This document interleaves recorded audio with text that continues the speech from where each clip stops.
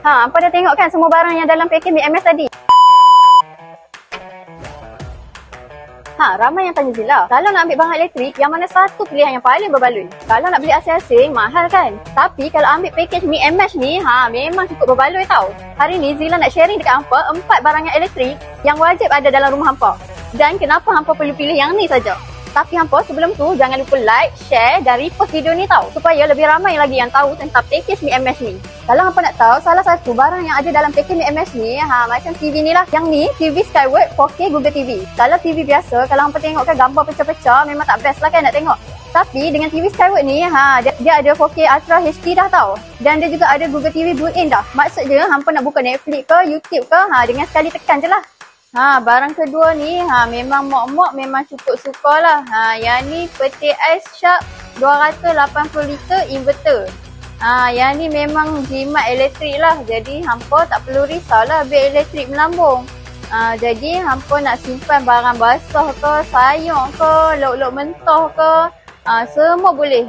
Dalam package Mi MH ni ada mesin basuh Toshiba 12kg inverter tau hampa. Jadi siapa-siapa yang keluarga besar tu, baju mestilah banyak kan nak kena basuh. So dengan mesin basuh Toshiba ni boleh muat baju hampa sampai 12kg sekali basuh je. Teknologi inverter dia pula bukan saja jimat elektrik, tapi cucian lebih bersih tau. Kalau hampa duduk Malaysia, yang ni paling wajib ada dalam rumah hampa. Yang ni aircon Sharp 1 horsepower, basic model lah, tapi cukup untuk keperluan harian lah. Walaupun basic, tapi Sharp ni, kalau hampa nak tahu, dia terkenal dengan cooling system yang cepat turun suhu dan stabil lah. Hampa dah tengok kan semua barang yang dalam package Mi MH tadi? Kalau hampa berminat dengan package Mi MH, kami ada harga yang special untuk hampa. 2 barang hanya serendah 199 saja. Kalau hampa nak pilih 3 barang pun boleh tau.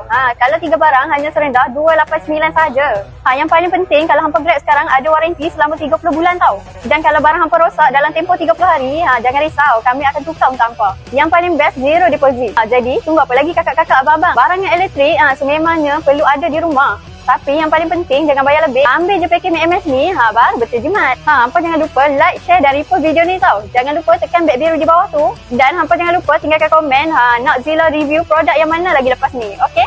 Bye!